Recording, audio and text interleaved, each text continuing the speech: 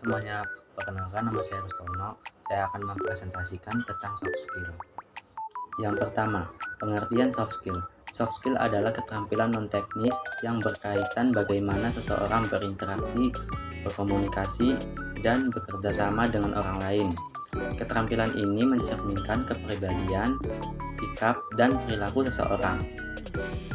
Nah, soft skill itu adalah kemampuan personal yang mendukung cara seseorang berinteraksi, beradaptasi, dan bekerja sama dengan orang lain secara efisien.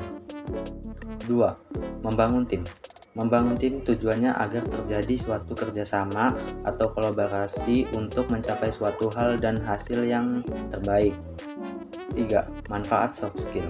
Manfaat soft skill adalah untuk mendukung kemampuan bersosialisasi yang baik. Soft skill membantu seseorang lebih unggul dalam berbagai aspek kehidupan, seperti memimpin, berinteraksi dengan orang lain, dan menyelesaikan tugas secara efektif. Nah, contohnya itu adalah memperkuat komunikasi, meningkatkan kerjasama tim, mempermudah adaptasi, meningkatkan kepemimpinan, meningkatkan peluang kerja, dan meningkatkan produktivitas. Nah, contoh soft skill itu ada 4. Yang pertama, kepemimpinan atau leadership. Kepemimpinan ini menunjukkan bagaimana seseorang memimpin tim atau kelompok untuk mencapai tujuan bersama. Yang kedua itu time management. Time management ini menunjukkan cara seseorang menggunakan waktu secara efektif dan produktif.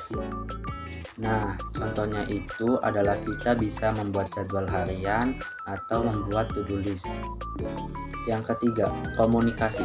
Komunikasi ini menunjukkan cara seseorang menyampaikan informasi dengan jelas dan efektif. Yang keempat, kerjasama tim. Kerjasama tim ini menunjukkan bagaimana cara seseorang bekerja sama dengan orang lain untuk mencapai tujuan bersama. 1. Critical thinking. Critical thinking ini merupakan kemampuan untuk menganalisis masalah dan mengambil keputusan yang tepat. Contoh, kita itu mendapatkan masalah dan kita itu harus berpikir secara mendalam untuk menyelesaikan masalah tersebut. 2. Collaboration. Collaboration ini merupakan kemampuan untuk bekerja dengan orang lain demi mencapai tujuan bersama. Misalnya, kita itu contoh, kita bisa bekerja kelompok atau bekerja sama dengan orang lain. 3. Communication.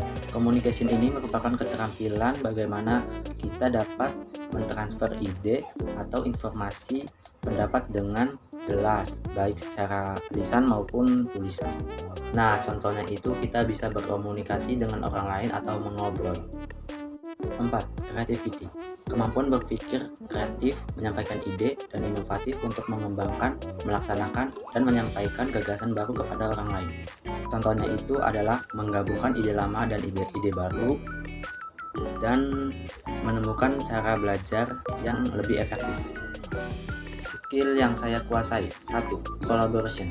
Saya mampu untuk bersosialisasi dengan banyak orang dan cepat menyesuaikan diri di lingkungan baru.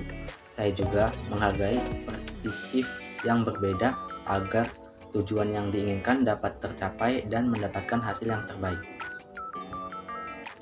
2. Critical thinking. Saya mampu menganalisis masalah dengan cermat dan menemukan solusi yang efektif. Saya juga selalu mempertimbangkan berbagai sudut pandang untuk mengambil keputusan yang terbaik. 2. Skill yang saya tidak kuasai. Communication. Terkadang saya merasa kesulitan dalam menyampaikan ide atau berkomunikasi di hadapan banyak orang. 2. Creativity. Terkadang saya merasa kesulitan untuk menuangkan ide kreatif yang ada di pikiran saya ke dalam bentuk yang nyata. Nah, solusinya itu adalah agar dapat meningkatkan komunikasi, kita bisa berlatih di depan cermin, lebih percaya diri. Selain itu, kita bisa memulai berbicara dengan orang-orang terdekat untuk membangun kenyamanan.